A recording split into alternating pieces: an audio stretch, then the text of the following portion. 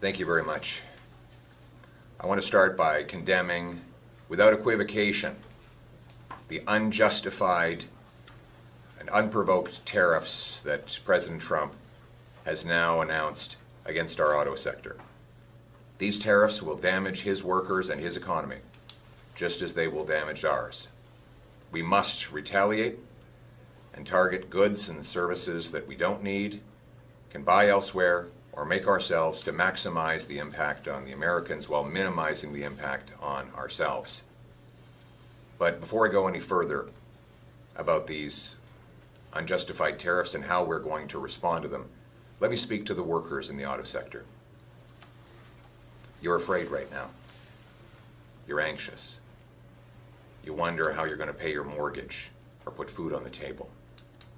You're thinking about the conversations you may need to have with your little children about whether they can register for next year's hockey or this summer's soccer.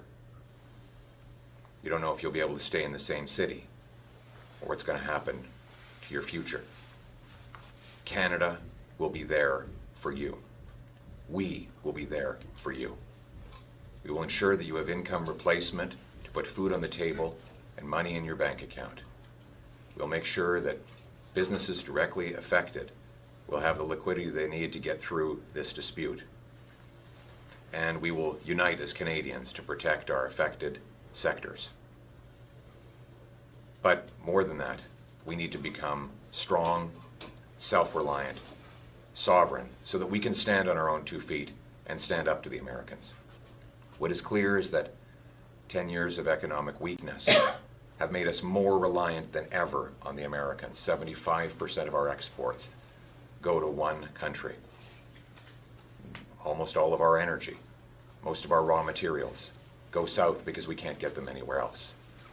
We need to take drastic action to build an economic fortress in Canada, able to reach other markets around the world, repealing the anti-pipeline law, rapidly building LNG liquefaction plants, mines, factories, expanding and making our ports functional so that we can move our goods to other places around the world, knocking down the barriers between our provinces so that we can trade with ourselves for a change, passing a bring it home tax cut on work, investment, home building, and energy to make this the best place in the world to bring back the $500 billion that Liberals pushed out of the country over the last decade.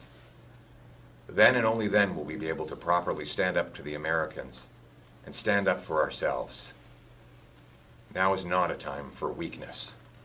Now is not a time to continue on with the failures that got us into this place of dependency. Now is the time to take back control and relaunch our economy so that we can confront the President's unjustified threats and tariffs in a position of strength. We will do this for our people, for our land, for our home, for Canada first, for a change. Thank you.